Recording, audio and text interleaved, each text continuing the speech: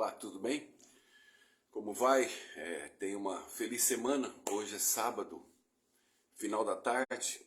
Estamos saindo aí do pôr do sol para nós, adventistas, que acreditamos que o sábado é o dia do Senhor e que nós o observamos do pôr do sol na sexta-feira ao pôr do sol agora, do sábado.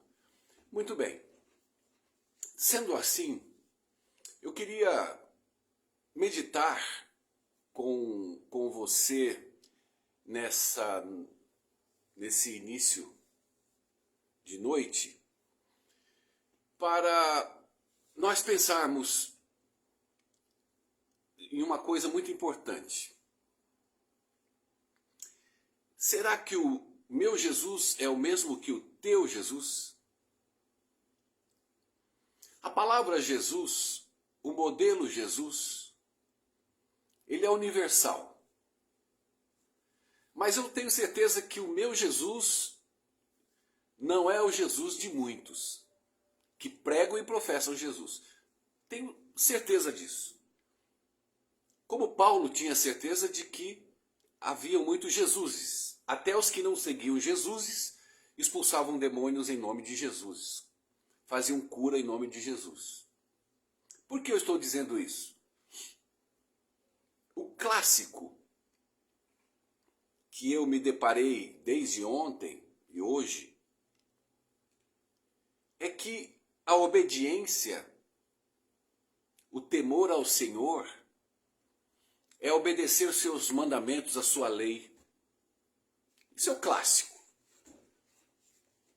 Aí, o Jesus que eu sirvo me diz assim: aonde abundou o pecado, superabundou a graça.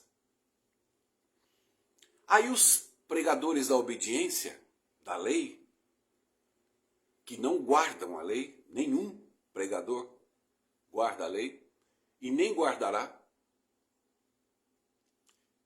dizem que então nós vamos incentivar o pecado. Por isso que eu não prego na minha igreja, como você prega. Só que nós paramos e não pensamos, por que o meu Jesus é diferente do seu? Porque quando ele diz, a graça superabundou aonde abundou o pecado, na cabeça dele, no coração de Jesus, não vem, meu Deus, eu vou dar graça, agora eles vão para a zona, eles vão putanhar, eles vão barbarizar. Isso é passado no teu coração, não do meu Jesus. Porque se passasse no coração do Jesus que eu sirvo, ele apedrejaria a adúltera, para dar uma lição de que ela deveria pagar um preço pelo pecado que ela cometeu. Jesus a perdoou antes de morrer na cruz, provando que a graça já superabundava antes da cruz. O meu Jesus não é o teu Jesus, porque você pensa que se a graça te perdoar, não macular você, você está livre para ir para a zona. Porque esse é o teu desejo. Porque essa é a tua tara. Mas não é a tara minha, pelo Jesus que eu sirvo. Jesus não teria perdoado Davi pelos inúmeros pecados que ele cometeu. Jesus não teria perdoado Pedro pelo um dos pecados mais sórdidos, que é a traição, você trair a Deus. E Jesus imediatamente o perdoou, o amou e pediu para que ele apaziguasse as ovelhas dele. Por que ele faz isso? Porque superabunda a graça de Deus aonde abunda o pecado. Porque ele não tem a mente e o coração sórdido que você tem. Para você, o cacete da lei é o imperativo para que a pessoa seja obediente. Ledo engano. Pobre engano. Se o cacete fosse a norma para obediência, bastaria chicotear os filhos, chicotear os crentes, mandá-los para a cadeia. E eu, quando trabalhei no presídio do Carandiru, levando a palavra de Deus, e pregava a graça, falava do meu testemunho, levava música, quarteto para eles ouvirem, em nossa igreja lá dentro, com quase 100 membros. Muitos saíam. E como eu preguei ao longo de quase 2 anos, muitos retornavam. Haviam aceitado a Jesus. Agora complicou a minha vida. Espera um minutinho. Oi. Ô, cara, você pode pegar para mim? Eu pego aí em 10, 15 minutos. 82,15. Deus se pague, viu?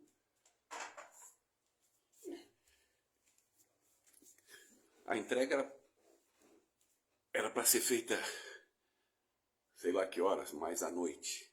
Adiantaram. Aí eu me pergunto, por que Jesus perdoou tantos os pecadores? Todos, não é tantos, todos. Jesus acolheu todos. Quando se fala de homossexualismo, como se fala de prostituta, de ladrão, dimensiona-se o tamanho do pecado e irrita de uma forma descontrolada a cabeça do crente. Mas todos iam a Jesus. Jesus jantava com eles. Imagina eu sentado com um monte de viado e de puta, agora à noite, em algum lugar, jantando. Os travestis, todo mundo. Eu não quero nem pensar, cara. Porque eu já sei o resultado. Porque o meu Jesus não é o teu Jesus. E aquelas pessoas que voltavam da cadeia para a cadeia, eram soltas e voltavam, cometiam novos delitos, eu deveria, segundo o teu Jesus, chicoteá-lo ou picotá-lo para que ele não cometesse mais delitos. Mas aonde abundou o pecado, superabundou a graça. E nós os acolhíamos, da mesma forma que da primeira vez, na segunda vez. Jesus nunca perguntou por que você é assim, por que você pratica isso, por que você rouba. Mateus. Por quê? Porque onde abundou o pecado, superabundou a graça. Ah, mas a graça é barata. Aí os caras vão sair por aí detonando, arrebentando, destruindo em pecado. Isso é um problema de cada um. O problema meu é pregar o meu Jesus, que é o Filho de Deus. Que é o que João disse: eis o Cordeiro de Deus que tira o pecado do mundo. Pronto. Ele tira o pecado do mundo. Por isso morreu. E a graça superabundou. Não há concessões para a graça. Concessões no sentido de acoplar dados a mais. Você voltou para a cadeia, a partir de agora a graça terá um novo significado. Já não é mais a graça da cruz. Agora você vai ter que seguir algumas normas e regras. É assim que você prega o teu Jesus, que não é o meu Jesus. Hoje nós discutindo na escola sabatina, nós estávamos mais ou menos em 10, foi muito lindo, porque eu fiz a pergunta máxima da graça. Quem é pecador aqui dentro dessa sala de aula? Todos se colocaram pecadores, e um deles, meu amigo, o professor, disse: eu sou o maior dos pecadores. Eu falei: é mentira, né? Porque eu sou maior. Ok, então todo mundo é pecador. E o que é pecado? Já dois falaram na hora: é a transgressão da lei. E aí eu disse: por que então, se todos somos pecadores, se pecado é transgredir a lei, se todos nós transgredimos, por que nós pregamos que devemos guardar a lei? Porque o temor do Senhor é guardar os seus mandamentos, sendo eu transgressor dos mandamentos de Deus. Por quê? Aí todo mundo se perdeu, começaram a pensar, graças a Deus, porque o meu papel para Jesus é fazer as pessoas pensarem e orarem, e falar com Deus: Senhor, qual é o caminho? O Espírito não vai negar fogo. Então, veja bem, caiu a consciência. Tentaram dizer: eu não guardo, mas eu tento. Eu falei: se você tenta, você não guarda. Ah, mas eu amo a lei, eu busco fazer. Se você busca, você não guarda. Então não pregue que guarda e não ache que guarda porque você não guarda. Porque só Jesus guardou. Por que Jesus guardou? Para superabundar a graça. Aonde há pecadores. Aquele bolinho de 10 onde eu estava, ia tudo para o inferno. Todos. Mas porque a graça superabundou. Todos nós que frequentamos igrejas, ou a igreja, que estudamos a lição, a Bíblia, oramos, estamos perdidos. Mas por que não nos perdemos? Porque superabundou a graça. Porque o meu Jesus morreu na cruz também por aqueles 10. Enfim, todos entenderam. Louvado seja Deus. Paulo teve problemas seríssimos. Coríntios era uma cidade promíscua. E além da promiscuidade, que não era o problema, porque o grande problema foi em Coríntios, que eles queriam introduzir novamente a lei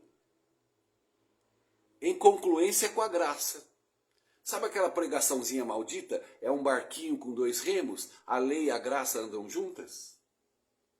Mentira! A lei condena e a graça salva. Não tem nada a ver uma com a outra. A lei existe para condenar, a graça veio para salvar. E a graça veio quando Deus vestiu Adão e Eva. Então, nós conseguimos enxergar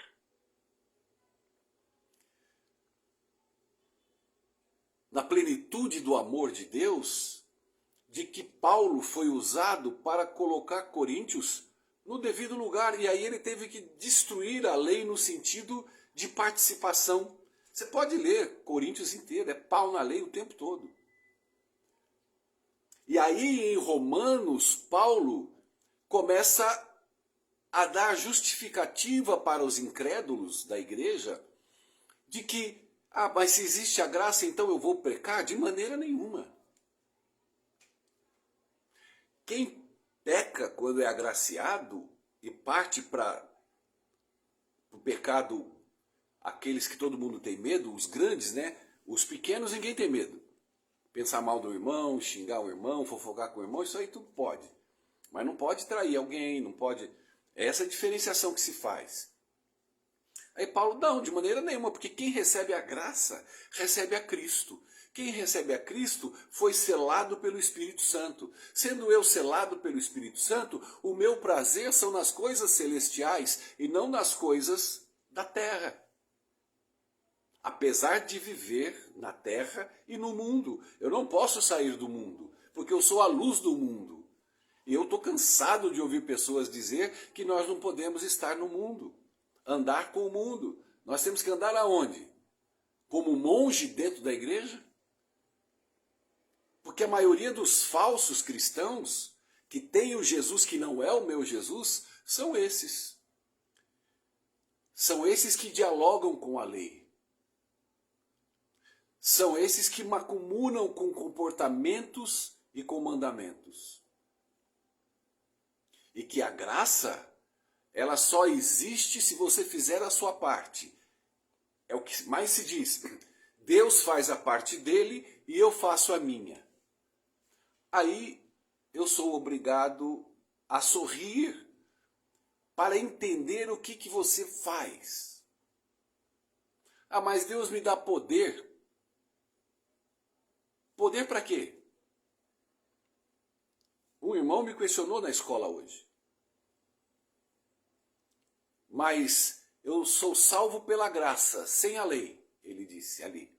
Mas depois de salvo pela graça, eu pratico as boas obras, eu guardo a lei, é depois de salvo. Eu sei que você ouve isso toda hora e todo momento. Aí o que eu perguntei para ele, eu falei, irmão, você acredita que você é salvo? No meio dos 10. Ele falou, claro. Você foi batizado? Claro. Você é um membro da igreja? Claro. Você crê que você tem o poder de Deus porque você ora? Claro. Então eu vou te perguntar, você guarda a lei?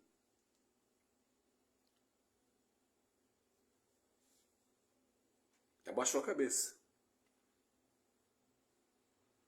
Eu falei, eu vou voltar a perguntar, você guarda a lei? Não. Falácias, mentiras, neuroses que colocam na sua vida e na sua cabeça. Aprenda, nós caminhamos para o céu não porque nós queremos, ou porque podemos, ou porque mudamos, ou porque guardamos. Nós caminhamos para o céu pela compaixão de Deus por um pecador, e no meu caso por aqueles 10 pecadores que ali estavam estudando, iluminados pelo Espírito Santo, com seus anjos ali ao nosso derredor. E eu sei que a sala do lado ouviu porque eu falo alto. E eu escutei o professor perguntando para a sala, qual o mandamento mais difícil? Aí uma irmãzinha falou assim, o sábado. Aí um gritou lá atrás, todos! Mais difícil de guardar. Todos. Porque não guarda. Vivemos pela compaixão de Deus. Vivemos pelo amor de Jesus. Vivemos porque Ele é bom e eu sou mau. Vivemos porque Ele salva e eu me condeno. A cada dia eu me condeno. A cada dia eu sou condenado. Não há mudança em mim. Só há misericórdia de Deus. Em mim abunda o pecado. Dele superabunda a graça. Estando eu abundado pelo pecado, basta olhar para Ele, porque Ele vai me agraciar. E ao andar com Ele, na fé de que eu fui perdoado e sou perdoado e serei perdoado e ainda amado por Ele, eu sigo para o soberano alvo que há em Cristo Jesus. Tenha uma boa semana, paz e graça em nome de Cristo. Até a próxima. Tchau.